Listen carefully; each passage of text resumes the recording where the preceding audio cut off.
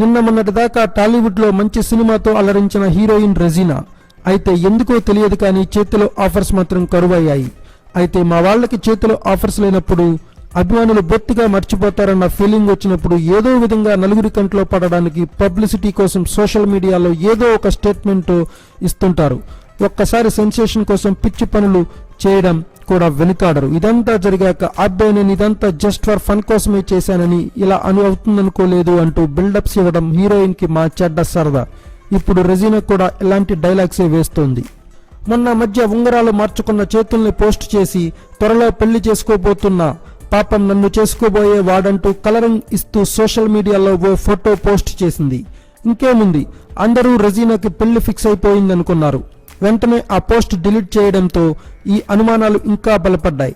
కానీ రెజీనా మాత్రం అదేదో సరదాకి చేశా, ఫ్యాన్స్ కి షాక్ ఇద్దామని అలా పెట్టానే తప్ప పెళ్లి గిల్లి లేదని తేల్చేసింది.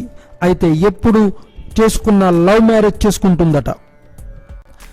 ఇక తెలుగులో ఆఫర్స్ లేకపోవడంతో మళ్ళీ కోలీవుడ్ చెక్కేసిన రెజీనా నెంజం, మురుప్పదిల్లే, మానగరం, శరవణన్, ఇరక్క భయమేన్, జమినీ గణేష్, సురుళి రాజనుం, మడై తిరుందు అంటూ 6 డజన్ మూవీస్ లో కనిపించనుంది. ఎక్కడ సినిమాలు చేస్తే అక్కడ తీన్మార్ వేయడం మన హీరోయిన్స్ కి అలవాటేగా. అందుకే ఇప్పుడు మళ్ళీ తమిళ భజన చేస్తోంది. తెలుగు ఆడియన్స్ సినిమాని అప్పుడెప్పుడు మాత్రమే ఎంజాయ్ చేస్తారు. అదే తమిళ వాళ్ళైతే క్యారెక్టర్ ని గుర్తు పెట్టుకుని ఎప్పుడు కనిపించినా ఆప్యాయంగా పలకరిస్తారు. సొంత భాషలో చేస్తే ఆ కిక్కే వేరంటూ సోప్ వేస్తోంది. Thanks for watching. Please subscribe our channel.